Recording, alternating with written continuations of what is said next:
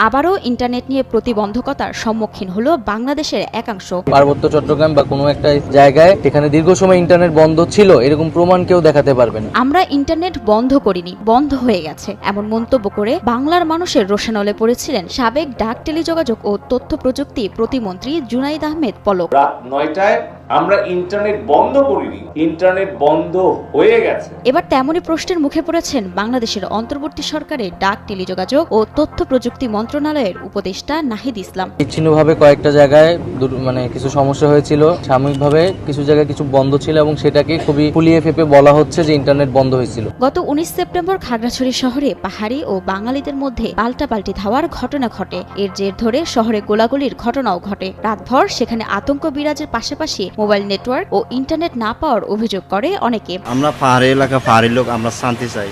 এদিকে রাঙামাটি শহরে গত 20 সেপ্টেম্বর সকাল থেকে ব্রডব্যান্ড